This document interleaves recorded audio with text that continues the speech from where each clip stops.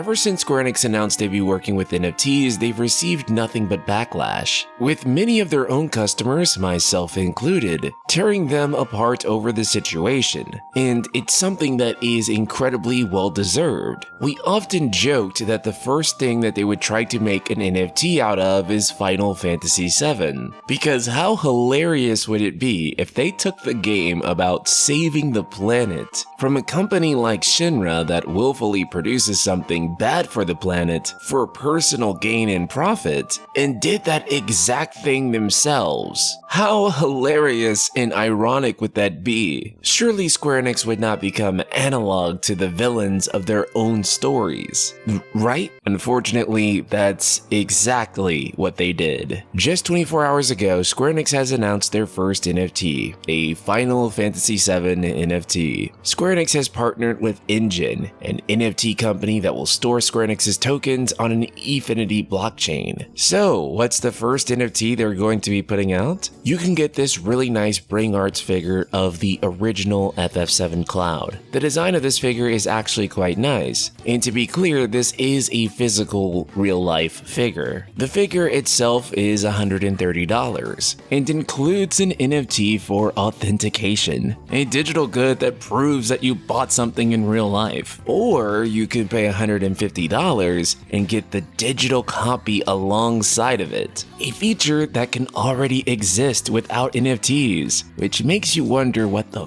point is. But no matter which version of the figure you buy, you're going to receive an NFT for it. This is what they call the Digital Certificate of Authenticity. It is proof that you own a physical product in real life, because owning the physical product in real life isn't proof enough. And even if you did need digital proof of ownership of a physical item, there's no use for this technology over just registering a serial code like we would do for anything else. And some of you out there might actually think, oh well, this will allow me to prove that I own a legitimate version of the figure and not some knockoff. But that currently isn't true, as quote, at the time of the release, the Digital Certificate of Authenticity is not supported on the marketplace and cannot be sold to a third party. If Square Enix decides to support Marketplace in the future, it will be announced on this page, meaning that if you were to sell the figure, you wouldn't be able to sell the Certificate of Authenticity alongside it, which calls into question the validity of the Certificate of Authenticity in the first place. Because if you know that you bought it from an official source like the Square Enix store, then you know it's